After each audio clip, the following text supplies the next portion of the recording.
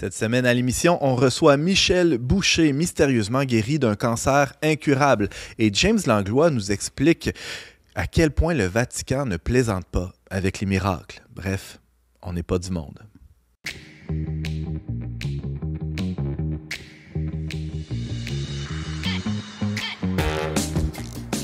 Bonjour à tous et bienvenue à votre magazine Foi et Culture. Ici Antoine Malenfant, votre animateur, dis-je, hein, c'est pas facile à dire comme mot animateur, votre animateur pour cet épisode. Pas facile d'animer non plus. C'est pas facile d'animer, ben non, hein, c'est pas facile ma vie. On va espérer un miracle aujourd'hui, là, on va espérer que tout se passe bien. On parle des miracles. Salut James. Bonjour Antoine. C'est un miracle que tu sois avec nous aujourd'hui. C'est un miracle même que je sois en vie et que je sois ici aujourd'hui. Ça, c'est vrai, hein? Quand on connaît ton histoire, il y a plein de péripéties qui auraient pu faire que tu sois ailleurs. On pourrait dire pour plusieurs d'entre nous. Le grand miracle de la vie. Non, oui. Non, mais il y avait... Ce fameux documentaire de bio en secondaire 4. La découverte là, avec la voix de Charles Tissard qui explique pourquoi c'est donc bien formidable. Un autre miracle sur deux pattes, Simon Lessard, bonjour. Bonjour Antoine. Très heureux que tu sois avec nous aussi. Pour cette émission. Crois-tu au miracle, Simon? Très certainement que je crois au miracle. Je dirais même que je crois grâce au miracle, en fait. OK. Donc, vraiment... Développez, s'il vous plaît. Non, mais là, j'en parlerai plus tard dans l'émission à quoi servent les miracles. Ouais. Mais je ne suis pas tout seul, Antoine, à croire aux miracles selon un récent sondage de l'Institut d'opinion publique en France en 2023. On a découvert que 71% des Américains aux États-Unis croient aux miracles et un peu moins chez les Français, c'est 43%. C'est quand même pas mal de monde. Quand même pas mal de monde. Et fait intéressant, aux États-Unis, ça reste stable depuis environ 20 ans, une légère baisse de 2%. Par contre, en France, il y a presque une augmentation de 10% dans les 20 dernières années. Comme quoi, contrairement à une opinion disons, reçue, c'est pas vrai que les gens croient nécessairement de moins en moins aux miracles et autres phénomènes surnaturels. Avez-vous déjà vu ou expérimenté ou été témoin d'un miracle, James? Pas de manière très flamboyante, mais puis qui sont pas non plus reconnus nécessairement par une autorité religieuse, en particulier l'Église, mais je dirais qu'il y a quand même des histoires de personnes que je côtoie qui ont prié puis qui ont été exaucées. J'ai par exemple Florence Malenfant qu'on a reçue ici, tu sais, que leur enfant avait des pronostics très sévères, puis finalement l'enfant n'est pas si malade que ça. Il y a d'autres cas aussi comme ça. Là, que... Tout à fait. Simon?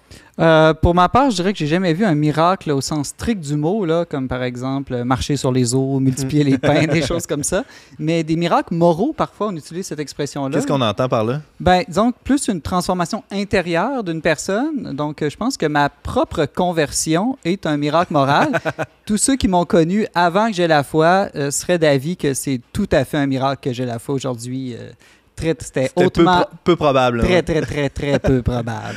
En tout cas, quelqu'un qui a vécu, expérimenté dans sa chair, dans son corps, un véritable miracle. C'est notre invité d'aujourd'hui, atteint d'un cancer incurable à l'âge de 36 ans. Il en guérit mystérieusement, venu directement de Trois-Pistoles pour nous témoigner de son histoire. Accueillons Michel Boucher.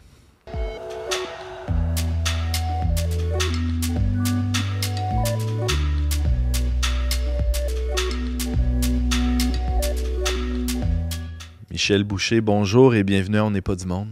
Bonjour. En 1991, vous avez 36 ans.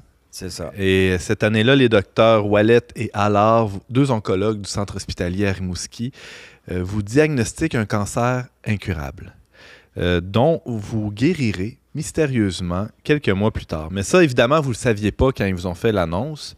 Non. Comment vous avez réagi quand on vous a annoncé que vous aviez une maladie incurable? Comment j'ai réagi? J'ai été comme surpris. Puis, j'ai dit non, c'est bien de valeur, c'est bien... Mais je me laisserai pas... c'est pas vrai, je vais me laisser aller comme ça. Ça fait que j'ai dit, ça me prendrait... il y avait un de mes amis qui est aumônier, là. Puis, il était aumônier, il était infirmier. Puis, il m'a dit, moi, je connais quelqu'un que pour être canonisé sainte, il faut qu'elle fasse un miracle. Fait que j'ai dit, pourquoi pas moi? Fait que j'ai dit, peux-tu m'apporter les documents qui vont pour ça? Fait qu'il dit, oui, il n'y a pas de problème, Michel. Il dit, je vais t'amener ça. Fait qu'il m'a amené ça, puis depuis ce temps-là, j'y crois. Puis depuis ce temps-là qu'elle m'aide. Puis ça l'a porté fruit parce que moi, il me donnait à peu près 2 semaines à vivre, 2 jours, 2 mois, tu sais. Le pronostic était vraiment mauvais. Là. Oui. En fait, il n'y avait pas de traitement connu pour ce cancer-là. Qu'est-ce que c'était comme type de cancer? C'était un neuroblastome, c'était un cancer d'enfant. OK. Puis le diagnostic... Mais vous n'étiez plus un enfant depuis ben longtemps, non, hein? rendu Vous avez à un cœur 36 jeune. ans, Là, ben, c'est ouais, ça. J'ai toujours resté avec un cœur jeune aussi. Donc, comment ça se peut? C'est pas très rare, ça, qu'un adulte ait ça? Oui, c'est très rare. J'étais, je pense, le 2e ou 3e qui pouvait avoir ça. Sur la Terre, là, au monde. Ouais. OK. Ouais, Donc, puis très, très rare. les autres, malheureusement, sont tous décédés. J'étais le seul qui a survécu à la cause. Puis, tu vois, c'était plus difficile de s'en sortir parce que ils ont dû trouver une chimio expérimentale parce qu'il y en avait déjà une, mais elle était pour les enfants, donc avec un grand, là, c'était pas évident. Ça fait qu'un jour, ils ont trouvé une formule et puis ils l'ont jumelée à ma chimio.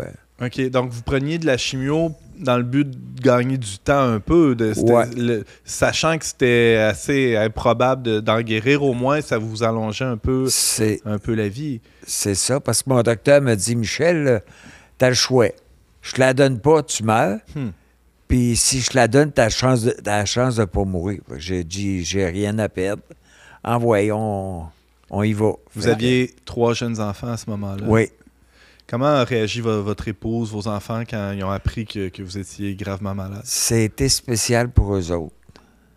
Surtout pour ma conjointe, là, c'est pas évident, là, t'as 3 jeunes enfants, elle travaillait, puis tout ça.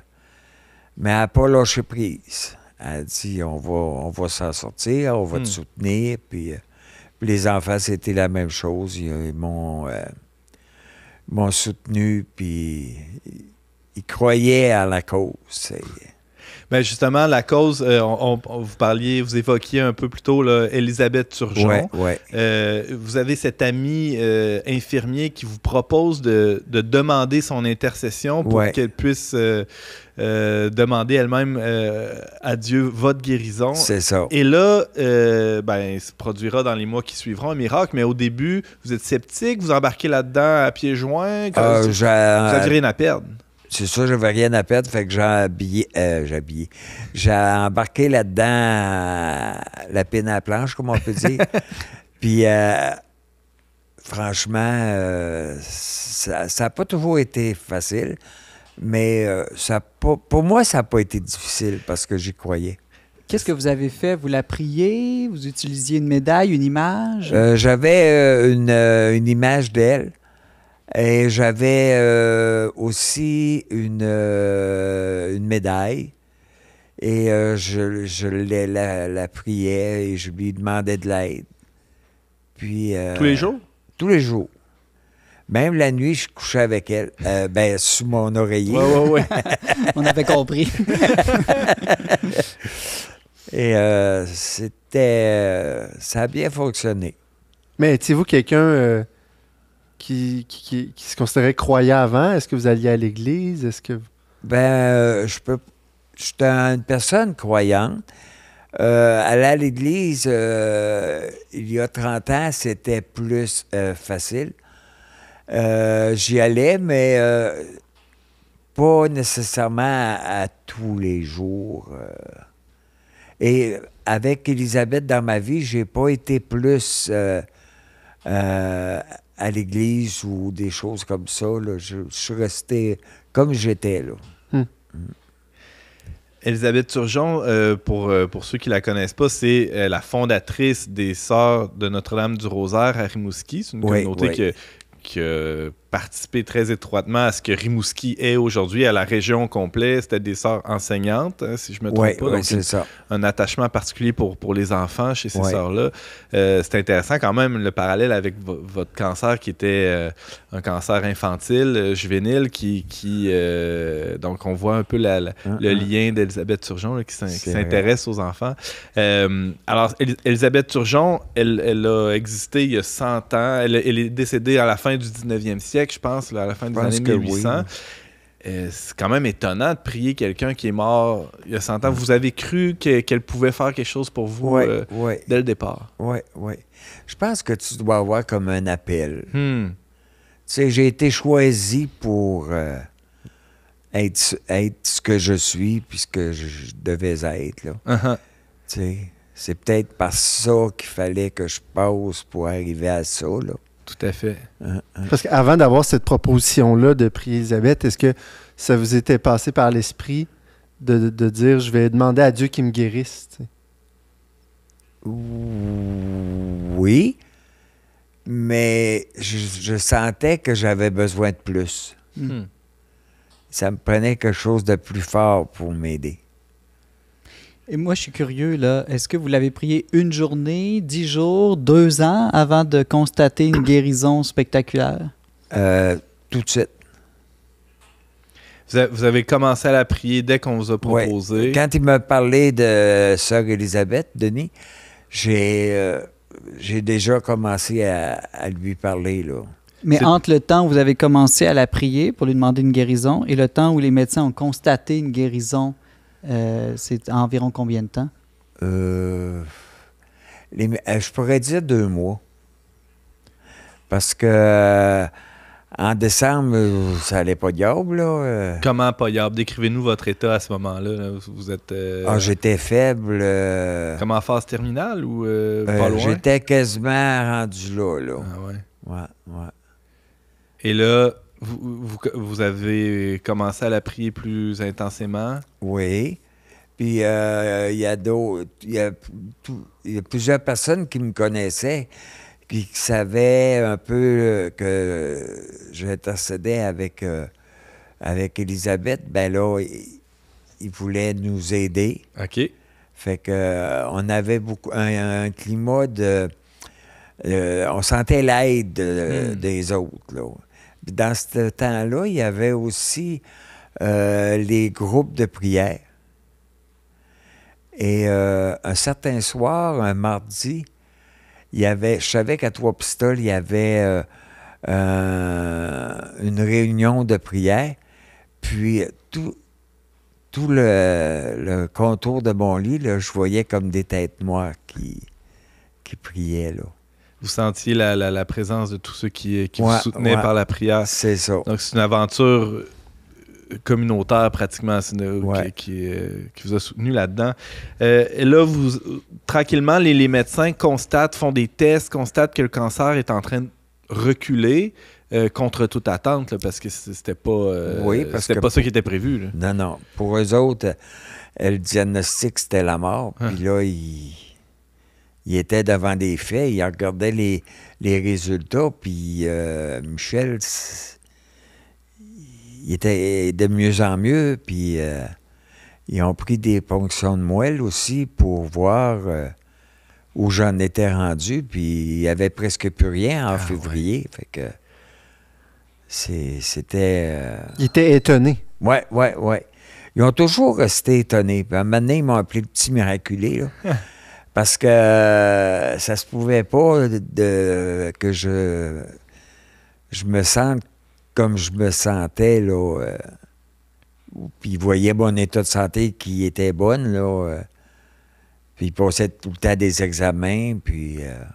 Jusqu'à la disparition complète de toute trace de cancer dans votre corps, plus rien du tout, là. Oui. Vous étiez en stage 5 avec des métastases un peu partout? Ouais. Puis, au mois de mai, j'ai eu ma dernière chimio. Parce que ça ne donne rien d'être la donner, Michel. Il n'y a plus de traces, il n'y a plus de rien. Fait que on va faire mourir des bonnes cellules. Des bonnes cellules. Fait qu'on dit ça ne donne rien. Fait qu'ils ont arrêté ça. J'ai toujours passé des examens, mais c'était toujours négatif. Jusqu'à ce jour. Oui. C'est incroyable quand même. Ouais. La réaction de votre entourage quand... Il n'en revenait pas. Pas mes employés, mes confrères au travail, ils disaient, Michel, lui, il ne reviendra plus travailler, il est fini. Mais non, Michel, il Vous est êtes retourné revenu. au travail. Puis est-ce que vous disiez, c'est Elisabeth Turgeon qui m'a écrit, vous, est-ce que vous croyez à ce moment-là que c'était le résultat de votre Je leur disais que c'était un miracle, que j'avais invoqué Elisabeth Turgeon, puis mais ils voyaient que c'était j'étais comme fini un moment donné, puis parce que le 6 de janvier, j'avais été voir mes collègues au magasin. Non, j'ai été le 5, puis le 6, j'étais rentré à l'hôpital. Puis je me sentais bien. Puis le lendemain, ben là, ça ne marchait plus, j'ai rentré. Simon, ouais. Et je me demandais, les médecins ne pensaient pas, c'est notre cocktail nouveau de chimio qui a probablement non, ils n'ont jamais bien marché. parlé de ça. Non, parce que quand même, vous receviez de la chimio. Quelqu'un pourrait penser, c'est juste que la chimio vous a guéri, tout simplement. Non, ils n'ont jamais... Ils n'ont jamais émis cette hypothèse-là. Non. Ils savaient que c'était juste comme pour vous prolonger un peu, C'est mais ça. ils n'avaient aucun espoir que cette chimio-là puisse vous guérir. Non. C'est Fait fascinant. Michel Boucher, vous êtes, on rappelle votre histoire, là, vous êtes miraculeusement guéri d'un cancer au début des années 90 par l'intercession d'Élisabeth Turgeon, fondatrice des Sœurs de Notre-Dame du Rosaire à Rimouski. Est-ce que vous avez revu cet infirmier-là qui vous a parlé d'Élisabeth Turgeon? Vous y devez beaucoup à cet homme-là quand même. Il a eu une bonne idée à vous proposer ça. Oui. Je l'ai remercié, Denis, parce que je trouvais que c'était grâce à lui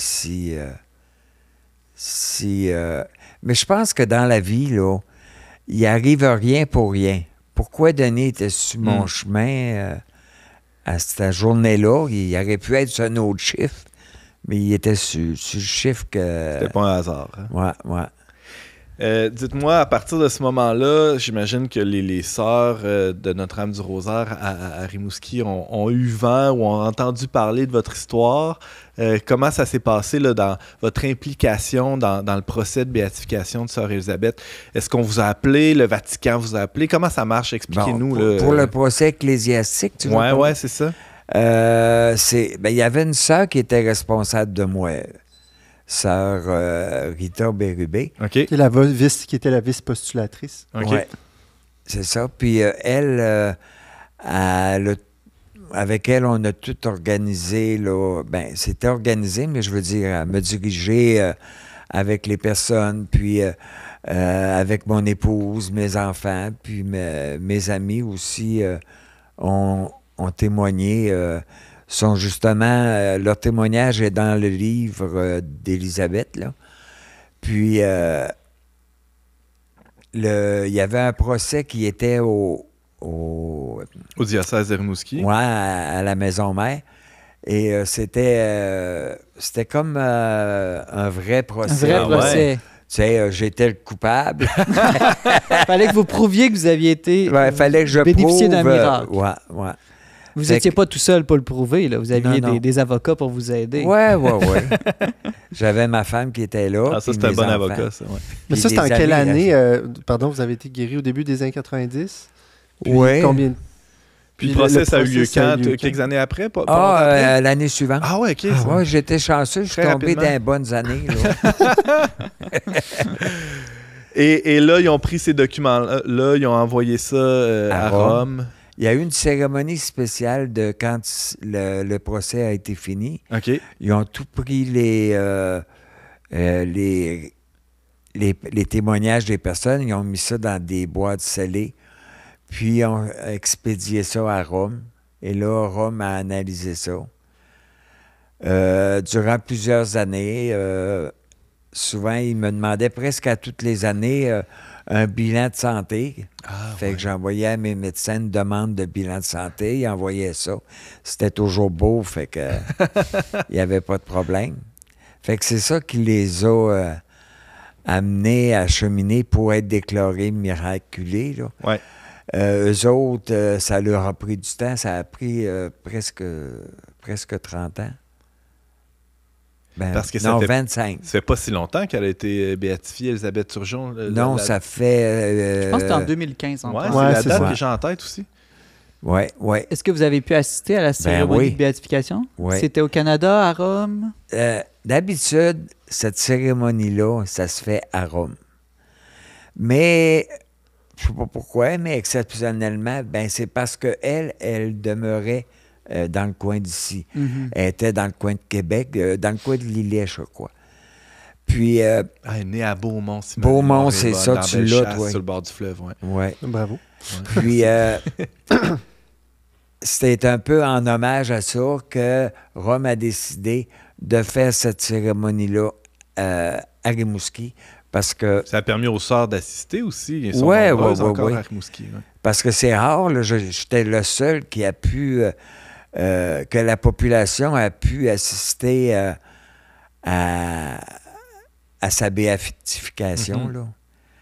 Ça devait être beau. Étiez-vous ému? Oui, oui. Surtout durant la cérémonie, là, on a... Ben là, le représentant du pape qui était là, parce que le pape n'était pas là,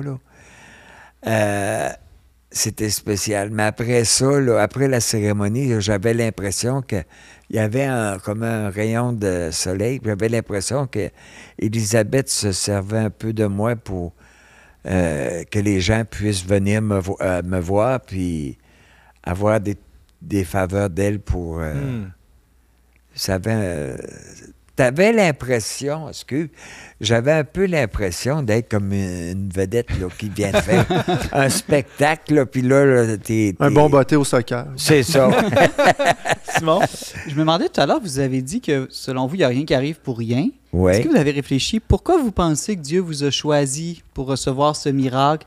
Pourquoi est-ce qu'il a voulu que vous viviez encore plus longtemps? Est-ce que vous pensez que vous avez une mission spéciale maintenant? Oui, je pense que j'ai une mission de répandre la nouvelle d'Élisabeth, là. Parce que c'est encore de ça, à part des religieuses, là, il y a personne qui peut faire de la promotion pour elle et tout ça, là. Mais de fait, avez-vous eu l'impression que dans votre entourage, vos amis, vos familles, vos collègues, ça a étonné, ça a touché des gens? Oui, oui, oui, Ah ouais. oui. Fait que vous êtes comme devenu l'agent d'Élisabeth C'est Turgeon. ça. Vous êtes comme son agent promotionnel. Là. Vous faites son marketing, sa publicité. C'est pour ça que vous êtes ici d'ailleurs Ben, aujourd'hui. C'est ça. Pour Pourquoi tu la penses faire que je suis là? connaître. Merci beaucoup, Michel Boucher, d'avoir témoigné, d'avoir été avec nous pour nous raconter votre histoire de guérison miraculeuse grâce à l'intercession d'Élisabeth Turgeon. Ça m'a fait plaisir. On poursuit l'émission sur les miracles et n'hésitez pas là, à nous en parler davantage. Merci encore. D'accord, c'est rien.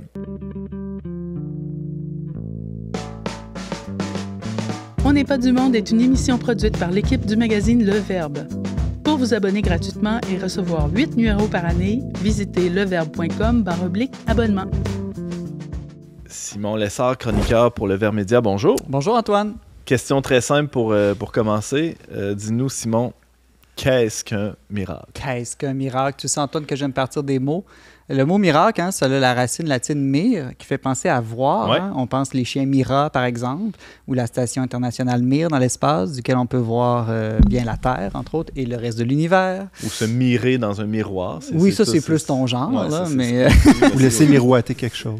Bon, c'est l'idée On continue, que non? c'est admirable, en fait. Ouais. C'est quelque chose de rare, de spectaculaire, qui attire le regard. Dans le langage courant, on utilise le mot miracle pour bien des choses. On va dire, par exemple, c'est un miracle qu'il ait survécu à cet accident-là. Donc là, on veut dire, dans le fond, que c'est un résultat bénéfique qui était statistiquement très peu probable. On voit la voiture qui a une perte totale, puis le gars qui a quasiment rien. C'est un miracle. C'est ça, on dit ça dans le Ah, langage ouais. populaire. Aussi, n'importe quelle autre coïncidence très rare. Je sais pas, tu vas à Saint-Valentin avec ton épouse, puis tes 3 ex-copines de secondaire sont dans le même restaurant en même temps. On va dire que, oups, c'est un peu un miracle. Je sais pas si ça, c'est positif ou négatif. par Une contre. drôle de coïncidence.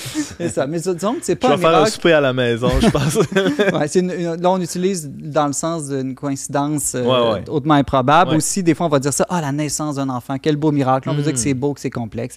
Mais bon, au sens strict, là, le mot miracle, on a Saint-Augustin qui nous donne une définition. Il dit c'est un phénomène ardu, insolite et étonnant, au-dessus du pressentiment et des capacités naturelles de l'homme, opéré par Dieu, comme signe du salut et argument de la foi. Donc, si j'essaie de rendre ça beaucoup plus simple, là, je te dirais que c'est un phénomène qui dépasse les lois de la nature, qui vient de Dieu, puis qui éventuellement conduit à Dieu. Mais Simon, on pourrait objecter à ça, c'est pas juste quelque chose que la science a pas réussi encore à prouver, qu'elle va le réussir bientôt, là, mais pour l'instant, on n'a pas ce qu'il faut pour mesurer ou pour prouver quelque chose. Pour qu'un miracle soit reconnu officiellement, entre autres par l'Église catholique, il faut non seulement, oui, que la science n'ait pas d'explication, mais il faut beaucoup plus que ça. Il faut que des théologiens démontrent que seulement Dieu aurait pu faire l'acte qu'on qualifie de miracle.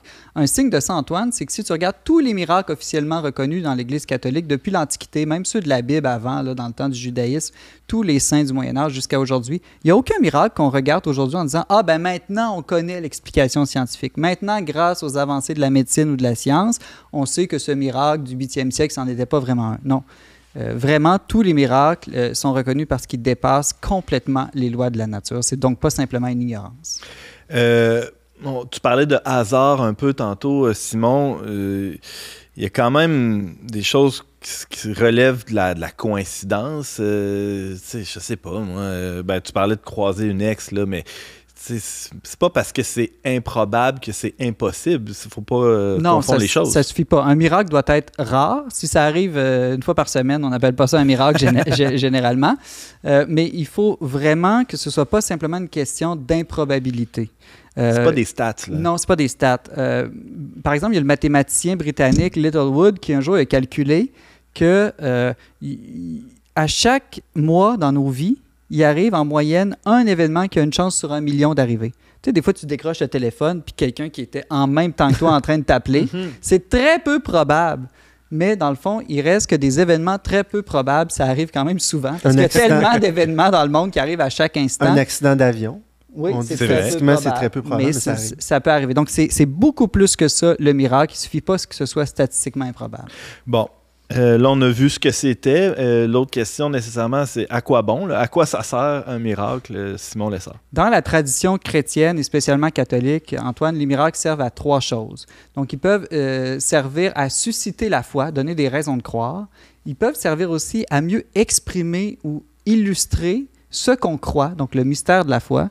Puis enfin, ils peuvent servir à authentifier la sainteté d'une personne. Donc, par exemple, tous les miracles qui permettent la canonisation d'un saint. Attardons-nous peut-être à chacun de ces points-là. Là. Commençons par le premier. Oui, ben, dans le fond, un miracle, on le voit bien dans l'Évangile, Jésus fait de nombreux miracles. Pourquoi? Va dire Saint Jean, l'évangéliste, pour que vous croyiez. Hein? Dans le fond, le but, c'est que le miracle, c'est comme la signature de Dieu. Puisque Dieu seul peut faire un miracle, on sait quand il y a un miracle, on parle d'un vrai miracle flamboyant, évident, authentifié ici, on est certain que Dieu est avec cette personne, que Dieu parle à travers cette personne, que c'est un vrai prophète, par exemple. Moi, Antoine, j'ai déjà rencontré un homme, c'est un peu comique, qui me disait « Ah, moi, je suis Jésus ». Ben, j'ai dit « Ah oui? OK, ben, plutôt que le contredire, j'ai dit « Pas de problème, fais un miracle, puis je vais te croire. » Puis là, il s'est mis en colère, il a dit non, qu'il ne croyait pas au miracle. En tout cas, moi, c'est dommage. Tu as tiré tes conclusions. J'ai tiré mes conclusions à partir de ça. Mais donc, vraiment, le premier but du miracle, c'est de donner une raison ferme et certaine que Dieu est présent, une raison de croire. Et le deuxième, la deuxième fonction du miracle, tu l'as dit un peu tantôt, c'est de montrer quelque chose d'autre, de signifier, de symboliser. Oui, c'est ça, signe du salut du Saint-Augustin. C'est, le miracle aussi, c'est comme un symbole qui réfère à une autre réalité spirituelle ou invisible. Donc, par exemple, la multiplication des pains dans l'Évangile, ben, ça peut signifier que lorsqu'on va à la messe, on reçoit une multiplication de grâce. Ça, c'est un sens, mais il y en aurait plusieurs. On pourrait penser aussi de redonner la vue à un aveugle-né. Ben, le symbole ou le signe, ça peut être que grâce à la foi, nos yeux s'ouvrent sur des réalités invisibles, des réalités nouvelles.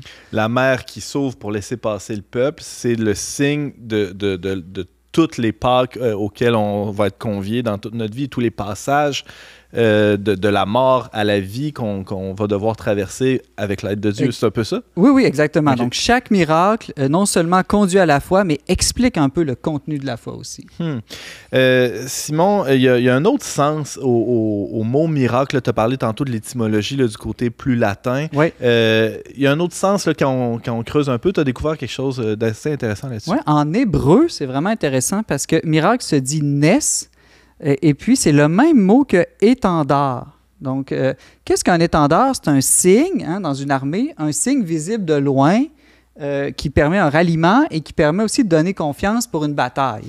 Eh bien, le miracle, c'est un peu ça. Donc, c'est un signe visible, sensible, qui permet le rassemblement des croyants autour de ce signe fort de la présence de Dieu, puis de nous donner une force et confiance pour une lutte spirituelle. Puis je pense que cette lutte spirituelle-là, c'est le grand combat de la foi, c'est le combat de la confiance en Dieu. Notre confiance, elle est toujours attaquée dès qu'il y a du mal, que ce soit des maladies, des guerres. On se demande, mais est-ce que Dieu m'aime vraiment? Mais les miracles sont là pour nous rappeler, oui, Dieu est avec nous, Dieu prend soin de nous, Dieu s'occupe de nous. C'est un peu ce qu'on voit dans l'histoire de Michel Boucher qui est avec nous aujourd'hui. On a vu comment le miracle a servi d'étendard ou de pas de cri de ralliement, mais de drapeau là, pour dire aux gens, toute la communauté diocésaine de Rimouski, par exemple, hey, Dieu existe, Dieu est présent, Dieu prend soin de son peuple par l'intercession, entre autres, de cette bienheureuse. Est-ce que je te suis bien? Oui, ben moi, c'est comme ça que je le comprends. Parce que j'aime bien penser au miracle comme un étendard de la foi. Oui, il y a quelque chose de viril, combatif, de combatif là-dedans. Pour les chrétiens, plus spécifiquement, Simon, qu'est-ce que ça représente, les miracles? Ben, dans les évangiles, il y a 3 types de miracles. Donc, il y a les exorcismes, quand Jésus chasse des démons. Il y a toutes les guérisons, elles sont très, très nombreuses. Ouais. Puis il y a tous les miracles, je dirais, plus liés à la nature, comme marcher sur les eaux, par exemple, ou tout à l'heure, je parlais de la multiplication des pains. Mais vraiment, le miracle le plus important pour les chrétiens, c'est la résurrection de Jésus. C'est le plus important pour 2 raisons. D'abord, parce qu'il authentifie que Jésus est vraiment qui il prétend être. Pas simplement un homme, mais Dieu lui-même. Donc, que toutes ses actions sont des actions de Dieu, que toutes ses paroles sont des paroles de Dieu, et surtout que toutes ses promesses vont vraiment se réaliser. Tu parlais de la signature de Dieu. Ça, c'est comme la signature finale en bas du document. C'est pas juste les initiales. Là, si Jésus n'était pas ressuscité, dit saint Paul, vide serait notre foi. Et aussi parce que la résurrection, c'est le symbole par excellence de ce qu'on croit. On croit que la vie va l'emporter sur la mort. On croit vraiment que non seulement la mort physique, mais toutes les morts spirituelles, Dieu peut les vaincre par sa grâce, en nous faisant entrer dans sa vie divine. Simon, en début d'émission, on se demandait, là, as-tu déjà vécu ou vu un miracle? T'as pas l'impression qu'il y en a de moins en moins des miracles? Bon, à part à Rimouski, ils sont chanceux. Là, mais tu sais, c'est assez rare. On pourrait même penser que c'est de plus en plus rare. C'est une bonne question, Antoine. Saint-Augustin s'est déjà posé cette question. Ouais, tu vois comment tu es sage. Merci. Parce que Saint-Augustin disait, il me semble que quand on lit les actes des apôtres, les premiers temps de l'Église, il y avait plein de miracles, de charismes surnaturels qui abondaient. Puis il disait, Saint-Augustin, ben, dans le fond, probablement que Dieu les a aidés plus, les premiers chrétiens, pour starter l'Église. C'était comme un petit package deal, un booster pack, comme on dit en bon français. Mais vers la fin de sa vie, Saint-Augustin s'est ravisé. Il a corrigé ses propres livres en disant « Non, je me suis trompé. » Parce que comme évêque d'Hippone, en Afrique du Nord, il a réalisé dans sa propre communauté chrétienne, à un moment donné, qu'il y a eu beaucoup de miracles et de charismes. Puis il a dit « Pourquoi on n'en avait pas avant, puis on en a eu à un moment donné? » C'est parce qu'avant, notre foi était tiède, tout simplement. Jésus lui-même l'a dit dans l'Évangile, là où il y a peu de foi, il fait peu de miracles. Mais Saint-Augustin dit, quand il y a vraiment une intensité, une ferveur, les miracles abondent. Puis moi, Antoine, en fait, je pense que même si les médias parlent presque plus jamais des miracles, je ne serais pas surpris qu'il y en ait beaucoup plus en ce moment dans le monde qu'il n'y en a jamais eu dans l'histoire de l'Église. Il paraît même que le Vatican est débordé en ce moment de causes qu'on lui demande d'analyser. Dernière question, Simon. Est-ce que je pourrais faire un miracle? Ça, c'est une bonne question. Ben, je dirais que oui, parce que en fait, c'est jamais nous, Antoine, qui faisons le miracle. C'est Dieu qui le fait à travers nous. Donc, ce qu'il faut surtout, c'est l'humilité. Là, c'est pas impossible parce qu'on est tous un petit peu saints, un petit peu humbles, même si on est aussi tous un peu orgueilleux. Mais dès qu'il y a un peu de foi, un peu d'humilité, Dieu peut passer à travers nous. Mais surtout, c'est pas obligatoire de faire des miracles pour être saint durant sa vie sur Terre. Pensons à Thérèse de Lisieux, à ma connaissance, n'a pas fait de miracle au sens strict durant sa vie sur Terre. Saint-Jean-Baptiste aussi. Saint-Jean-Baptiste non plus. Il a fait des prophéties, là, par contre. Par contre, il est vraiment... si tu veux être canonisé, Antoine, reconnu saint, il va falloir que tu fasses des miracles, mais ça, si tu peux attendre, ça peut être après ta mort. OK, cool. Déjà, s'il reçoit la grâce de l'humilité, ça va déjà être un peu un miracle. Oui. Un miracle moral. Je pourrais témoigner dans mon procès. Hey, merci, Simon. Ça fait plaisir, Antoine.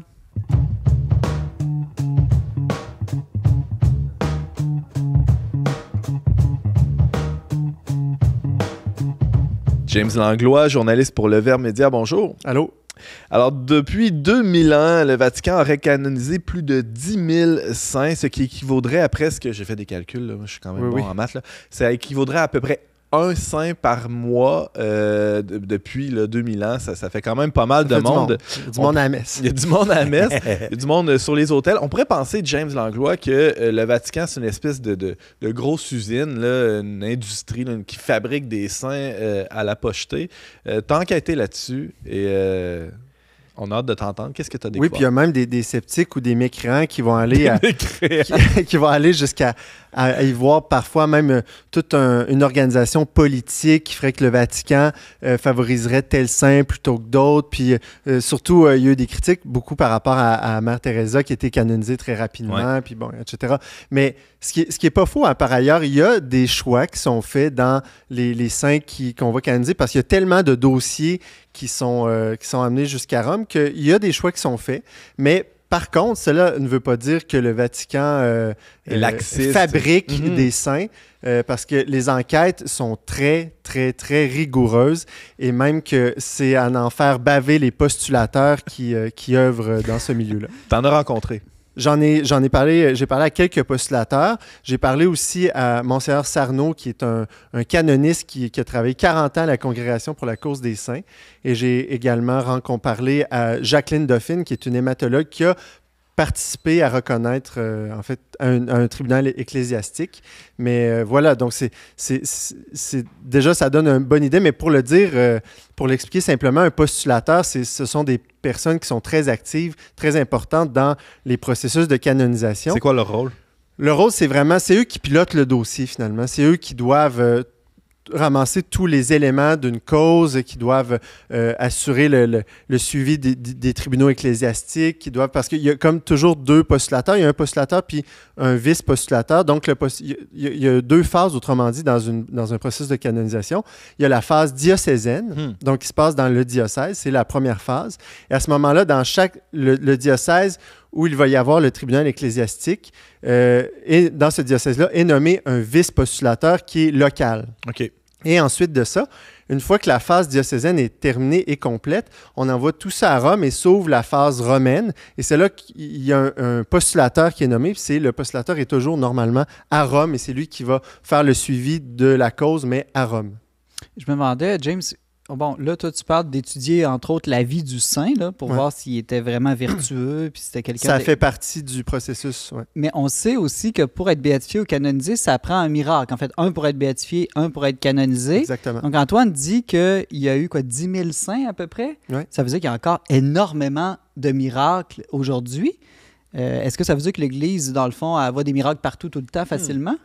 Non, vraiment pas. C'est-à-dire que c'est pas nécessairement l'Église, parce qu'il faut comprendre que tout ça vient d'abord du peuple, c'est-à-dire du peuple des baptisés, vient d'abord des croyants dans le monde. Les gens prient, on a un bon exemple avec Michel, les gens prient et puis ils demandent des faveurs à telle ou telle personne et puis là, se passe un miracle et puis les gens vont être exaucés et puis c'est là que tranquillement les gens vont dire on pourrait ouvrir une cause. Mais ça, c'est un exemple. Hein. Ça ne suit pas toujours un cours parfait. Il y a d'autres exemples aussi où, des communautés religieuses ont des figures marquantes qu'elles vont considérer comme saintes dans leur histoire. Souvent les fondateurs, les fondatrices. Et puis, elles vont dire c'est sûr que cette personne-là est sainte parce qu'elle a une vie tellement de vertus grandes et héroïques qu'on pense que cette personne-là serait sainte. Et elles vont essayer d'ouvrir une cause en béatification, en canonisation. Mais comme tu l'as dit, eh bien, rendu à une certaine étape, ça va demander 1 ou 2 miracles. Et c'est là où souvent les communautés vont commencer à proposer au peuple de prier ces gens-là pour qu'il y ait des miracles qui se produisent. Donc, demain matin, James Langlois, tu décèdes subitement et là, tout le monde au Verbe, on se dit, mais James, c'était quelqu'un qui avait une vie exemplaire. L'idée ne va pas venir de quelqu'un à Rome de te canoniser. Tu es un illustre inconnu là-bas, malheureusement. Absolument. Mais nous, on a eu la chance de te connaître de ton vivant puis de mesurer à quel point tu étais un modèle pour les croyants d'aujourd'hui, pour le monde d'aujourd'hui. Alors là, nous, on va monter un dossier. Simon va être le postulateur. Je peux être vice-postulateur, peut-être? Oui, je serais prêt à faire ça, mais d'abord, il va falloir qu'il meure. Hein? Oui, et là, c'est ça. Alors, il y a une première phase. On va monter un dossier où on va raconter un peu toute ta vie, à quel point c'est extraordinaire. Ouais. Et plus tard viendra une deuxième étape où là, on fera un procès pour voir s'il y a un miracle. Attends, Antoine, moi j'y repense. Là, j'aimerais mieux faire l'avocat du diable dans le processus pour James, finalement. Est-ce qu'il y a ça, un avocat du diable? Oui, en fait, M. Boucher nous a parlé des tribunaux ecclésiastiques et justement, les tribunaux ecclésiastiques, ça se déroule. Il faut vraiment comprendre que c'est un procès. C'est un procès dans lequel C'est pas une parodie de procès, là. C'est un vrai procès dans lequel ceux qui veulent béatifier une personne, ceux qui veulent canoniser, doivent, dont le postulateur, le vice-postulateur, doivent démontrer au jury, pas au jury, mais aux juges, etc., donc, ils doivent démontrer que cette personne-là est sainte avec des arguments. Tout doit être prouvé dans les moindres détails.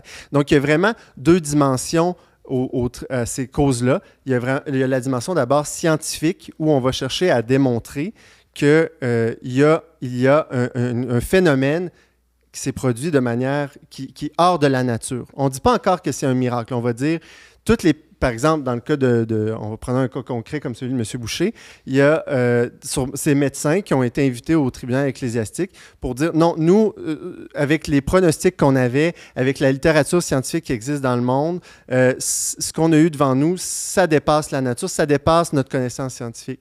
Donc ça, c'est vraiment un premier élément. Donc, tout dans ces dimensions, je dirais, matérielles ou scientifiques doivent être démontrés dans les moindres détails.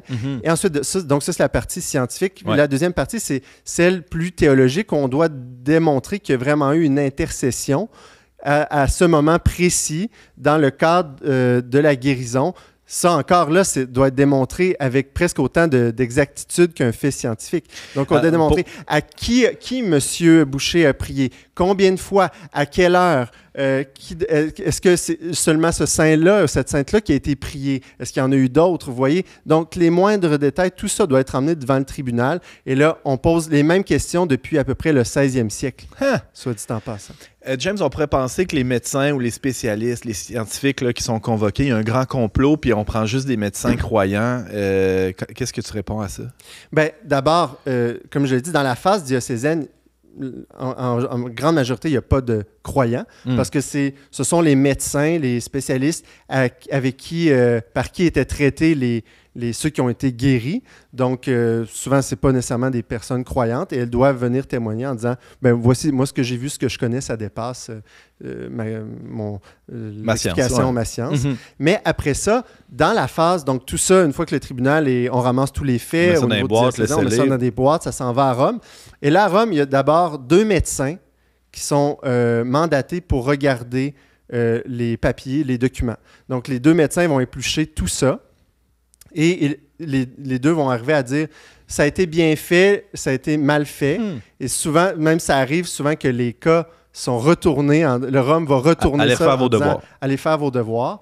Et si les 2 médecins s'entendent pour dire le travail a été bien fait, c'est rigoureux, et là, l'aspect scientifique va être étudié par la consulta medica. Donc, c'est je dirais un bureau, une consultation de 7 médecins, un groupe de 7 médecins qui souvent sont pas tout à fait catholiques ou croyants, mais on va considérer que ce sont des gens qui ont quand même une vision philosophique ou scientifique ajustée, et puis qui ne sont pas des idéologues, mettons, athées, là, on va le dire, qui sont ouverts. T'sais. Puis ces 7 médecins-là, auparavant, le Vatican les choisissait un peu de manière aléatoire. Bon, il y avait une grande banque, maintenant c'est un groupe qui est assez fixé, là, ce que j'ai compris.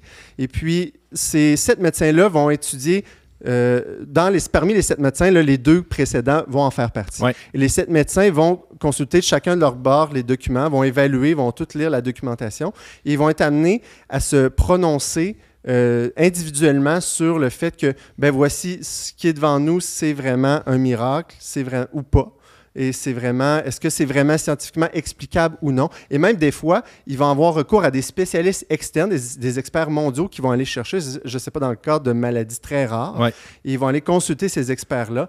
Parfois, il y a même des juifs ou des athées complètement. Tu as eu la chance d'interviewer une de ces expertes, Mme Jacqueline Dauphin, qui est une Canadienne. Raconte-nous son histoire, là, son premier contact. Je veux juste finir. Quand les 7 médecins de la Consulta Medica doivent se mettre d'accord, là, doit être la majorité qui l'emporte. Donc, si c'est 3 sur 7, ça ne passe pas, c'est révoqué. Voilà, vous voyez toute la rigueur. Hein, quand même, après 3 médecins qui reconnaissent que non, il faut que ça soit la majorité. Et ça arrive. Ça arrive. Ça arrive souvent parce que je pense qu'à Lourdes, il y a eu plusieurs dizaines de milliers de guérisons depuis une centaine d'années. Il y en a seulement 64 qui sont reconnus. Sur des dizaines de milliers. Là. Et il y avait des cas extrêmement sérieux et spectaculaires là-dedans qui n'ont même pas été retenus des fois pour une vice de procédure, des choses comme ça. Ouais. Donc, pour revenir à ta question, Jacqueline Dauphin, c'est une femme extraordinaire, une Canadienne, une spécialiste de l'hématologie qui a contribué à la canonisation de Marguerite Bourgeois, une des toutes premières saintes canadiennes. Ben, la première, en fait, bien avant Saint-Frère André. Et elle, d'ailleurs, c'est le cas où le Vatican avait renvoyé les documents à la phase diocésaine en disant « Faites vos devoirs ». Et puis là, le médecin qui était sur le tribunal a été chercher une de ses collègues à l'aveugle. Donc, elle a reçu un nombre, des centaines d'échantillons de moelle osseuse et qu'elle a dû regarder au microscope. Et on lui a juste dit, peux-tu me dire qu'est-ce que tu vois dans ces échantillons-là? Et elle a passé à travers tous les échantillons. Elle pensait devant ce qu'elle regardait, c'était quelqu'un qui était atteint d'une leucémie très rare, une leucémie qu'on appelle myoblastique aiguë. Donc, c'est un cas fatal à tous les coups. Elle pensait que les échantillons qu'elle avait devant elle, c'était d'une personne décédée. Et là, plus elle regardait les échantillons, elle se rend compte que finalement, elle peut lire ça dans les cellules. Il y a eu rémission, rechute du cancer, rémission. Et là, elle s'est dit, ben voyons, donc cette personne-là est encore vivante. Et là, elle remet son rapport à son collègue et son collègue lui dit, non, c'est pas un cas médico-légal, c'est pour la reconnaissance d'un miracle. Et là, elle, ça lui a ouvert, et c'est pas une croyante, hein, et ça a ouvert vraiment sa curiosité. Elle s'est dit, mais le Vatican est tellement rigoureux. Donc après, évidemment, elle a collaboré au tribunal ecclésiastique. Et là, elle s'est mise à fouiller dans les archives du Vatican. Paraît-il qu'il y a eu des permissions spéciales parce que ce n'est pas des cas souvent accordés. Toi puis moi, on ne pourrait pas aller là. Non, c'est ça. Elle s'est mise à fouiller dans les archives du Vatican. Elle s'est dit, est-ce que c'est de cette manière-là que ça fonctionne toujours, les cas? Est-ce que c'est nouveau qu'on soit aussi rigoureux? Exact. Et donc, elle a étudié dans les archives du Vatican 1400 miracles dans des dossiers comme ceux-là. On voit ça sur la position que M. Boucher a emmenée de Marie-Élisabeth Turgeon. Là, donc, tous les détails de la cause du procès, sur les vertus, sur l'étude des miracles, les témoins, etc. Donc, elle a fouillé là-dedans dans les 4 derniers siècles. Et puis, elle s'est rendue compte que tous les procès fonctionnaient de la même manière et qu'il y avait cette rigueur-là. En fait, ce qui l'a beaucoup étonné également, c'est que toutes les personnes qui ont vécu des miracles, en fait, étaient toutes des personnes qui utilisaient la médecine de leur époque et qui allaient voir leur médecin. Donc, ce n'étaient pas des gens qui étaient chez eux et qui ont dit « Ah, ben moi... je me ferai pas guérir, le bon Dieu va m'aider. » C'est ça, exactement. Je vais juste prier puis ça va passer. Non, ces personnes-là allaient voir des médecins et avaient recours à la médecine la plus évoluée de l'époque. Donc, elle, d'ailleurs, c'est ça qu'elle dit, c'est que l'Église est à la merci, en quelque sorte, de l'évolution scientifique parce qu'aujourd'hui, avec les technologies qui sont de plus en plus raffinées, c'est de plus en plus difficile de montrer, je dirais, d'évaluer les miracles parce qu'on doit montrer une rigueur, toutes les études. Est-ce que le Vatican exige que ce soit les technologies les plus poussées? On n'analyse pas les cas de béatification, de miracles, comme on le faisait il y a 4 siècles. Les méthodes du Vatican ont suivi l'évolution de la science. Ce qui l'a étonné, c'est de voir qu'à chaque époque, le Vatican demandait toujours l'utilisation, que soient utilisées les technologies les plus poussées à l'époque. Simon. Ah, ben, je sais que je pense que c'est autour du 15e siècle qu'il y a eu une réforme aussi des processus de canonisation pour que ça devienne encore beaucoup plus Ben, ça a été rigoureux. vraiment, la congrégation date vraiment de 1588. Donc, C'est c'est ça. vraiment à cette époque-là qu'on Et a c'est systématisé. Saint Vincent Ferrier qui est le premier saint qui a suivi ces nouvelles normes-là. Et pourtant, c'est un des saints qui a fait le plus de miracles dans toute l'histoire de l'Église. Je pense qu'il a ressuscité plus de 40 personnes. Donc, Jésus avait dit vous ferez des choses plus grandes que moi encore, Saint Vincent Ferrier. Et à la fois un des saints qui a fait le plus de miracles et un de ceux qui a bénéficié d'un processus extrêmement rigoureux pour que ces miracles soient reconnus. Ouais. Est-ce que l'Église pourrait ressortir un vieux dossier, l'analyser de nouveau avec les méthodes, les techniques d'aujourd'hui et invalider une canonisation ou un miracle du passé? Non, pour une première raison, c'est que justement, pour qu'un cas de béatification pour un miracle d'une canonisation soit à l'étude, les faits doivent être très récents. Parce que justement, on a besoin des preuves. Et donc, on a besoin des témoignages des personnes, des médecins qui ont vécu pour étudier tout ça. On ne peut pas ressortir, on va réétudier un miracle d'une époque alors qu'il n'y a plus aucun témoin qui sont existants. Ça, c'est impossible. Après ça, évidemment, il y a des cas où on peut dire « Ouais, mais donc peut-être que l'Église s'est trompée à une époque. Ben ouais. Mais même encore là, on pourrait dire que l'Église s'est toujours adaptée au contexte. Donc, c'était un miracle à l'époque que dans telle situation, étant donné les connaissances de la médecine qu'on avait, qu'une personne ait été guérie, parce qu'on dit que ça dépasse en ce moment ce qu'on connaît. Donc, même dans un cas comme celui-là, on pourrait dire qu'il y a eu miracle. Et il y a des fruits aussi. Exactement. Oui, Simon. Bon, d'ailleurs, c'est peut-être pas un argument pour quelqu'un qui n'a pas la foi, mais pour ceux qui ont la foi, le charisme d'infaillibilité de l'Église s'applique non seulement aux enseignements moraux et doctrinaux, mais aussi aux canonisations. Donc là, on croit, quand on est catholique, on croit que l'Esprit Saint protège l'Église, que l'Église ne se trompe jamais quand elle déclare saint quelqu'un. Mais il faut bien comprendre que dans le miracle, c'est pas seulement la partie scientifique. Hein. Ça, c'est très important à cause de canonisation. C'est-à-dire, oui, on se demande toujours, est-ce qu'il y a un miracle, il y a un fait qui est explicable ou non? Ça, c'est vraiment la partie scientifique. Mais la deuxième question, c'est Dieu a-t-il agi? Puis, ça prend vraiment ces deux dimensions-là pour qu'un miracle soit reconnu théologiquement. C'est pas juste une partie ou l'autre. Donc, on doit vraiment se dire, oui, il y a un fait réputé hors qui va au-delà de la nature, mais après ça, est-ce que Dieu a agi à ce moment-là précis avec quelqu'un qui a prié, qui a un saint qui a intercédé, etc. Donc, tout ça aussi, ça doit être démontré. James Langlois, on parlait tantôt du fait que les gens qui ont bénéficié d'un miracle ont eu accès à la médecine de leur époque, au meilleur des connaissances de la médecine de cette époque-là. C'est quoi le rapport entre un miracle et la nature? Comment Dieu intervient? Contre la nature, avec la nature? Qu'est-ce que ça nous révèle de ce rapport-là, James? Bien, on dit en théologie que la grâce complète la nature. Donc, Perfectionne. Dieu perfectionne. Donc, on veut jamais... Dieu ne va pas agir... il peut le faire, mais Dieu ne va jamais aller contre les lois qu'il a lui-même instaurées dans la création. Donc, c'est pourquoi il y a même des postulateurs qui disent pourquoi Dieu irait contre la médecine? En fait, la médecine, c'est la plus grande œuvre que Dieu a mise sur terre pour nous guérir. Donc, c'est sûr qu'il veut passer par elle là, d'abord pour venir nous guérir. Mais après ça, donc, il ne s'agit pas de juste dire que, comme on disait, Dieu va me... je vais prier puis Dieu va guérir. Donc, c'est bien important toujours d'avoir accès aux remèdes d'abord naturels qui sont là. Puis Dieu, à travers ces remèdes-là, peut agir justement. Là. D'une manière plus D'une spéciale manière encore ou plus encore plus spéciale. forte. Ah ben, un miracle peut jamais être contradictoire avec les lois de la nature. Il peut aller, comme tu dis, James, au-delà. Mais par exemple, Dieu ne pourrait pas nous faire voyager dans le temps ou changer le passé.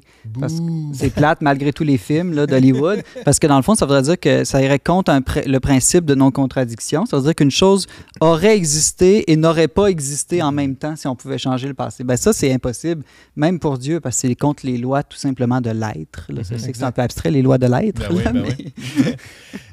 Un dernier truc, James, qu'est-ce que tu as retenu de plus marquant là, dans cette enquête-là que tu as menée? Mais encore une fois, je pense que c'est de voir toute la rigueur que l'Église met en pratique pour des cas comme ça. C'est vraiment, je trouve, un exemplaire de rigueur et de ça depuis des siècles. Et autant d'un point de vue scientifique que théologique. Puis ce qui fait dire à des postulateurs même, on devrait l'Église devrait parler plus ouvertement de ces processus-là pour qu'on voit, plutôt qu'on se mette à penser que tout ça est fabriqué un peu n'importe comment. Puis, pour que tout le monde sache à quel point ils sont pénibles dans l'examen de tout ça, c'est ça. Ah oui, il y a des un postulateur qui me dit, des fois, ça prend prend même une semaine travailler sur une note de bas de page pour réussir, parce que tout doit être démontrable, observable, quantifiable. Là. Donc, autant d'un point de vue, comme je le disais, du miracle que de l'intercession. C'est quand même tout un travail. Fascinant. James Langlois, journaliste au sein de l'équipe du Verbe Média. On peut lire ton excellent reportage sur les miracles et les preuves scientifiques exigées lors des procès de béatification et de canonisation au Vatican. Tout ça, c'est dans le numéro spécial de printemps 2024 du magazine Le Verbe. Merci beaucoup, James. Je t'en prie. Vous avez un commentaire, une suggestion ou une question pour l'équipe d'On n'est pas du monde? Contactez-nous via les pages Facebook et YouTube du Verbe Média ou écrivez-nous directement à onpdm@verbe.com. C'est déjà tout pour cette semaine, mais avant de se laisser, des suggestions culturelles de nos chroniqueurs d'aujourd'hui. James, commençons avec toi. Oui, un film français qui est sorti en 2018 qui s'appelle L'Apparition et qui c'est une fiction en fait, mais ça raconte l'histoire d'un journaliste qui se fait appeler par le Vatican pour regarder des phénomènes d'apparition mariale en France. Mais c'est très intéressant, le film est très bien fait parce qu'on montre de manière assez réaliste comment le Vatican va fonctionner dans des enquêtes comme ça de phénomènes surnaturels et on voit très bien cette rigueur de l'Église là, qui est mise de l'avant dans le film, donc c'est très intéressant pour ça. Donc, on a ça sur la plupart toutes les bonnes plateformes, on peut louer ça, Apple TV, YouTube, etc. L'apparition parue en 2018. Merci, James. Simon. J'ai lu récemment de Didier Van Covalert L'insolence des miracles. C'est un excellent livre qui Didier Van Covalert a écrit plus d'une quarantaine d'ouvrages. Il a même gagné le Goncourt déjà. Et puis lui, il enquête sur différents miracles dans l'histoire du christianisme, du monde, plusieurs très récents. Et il inverse un peu la thèse habituelle.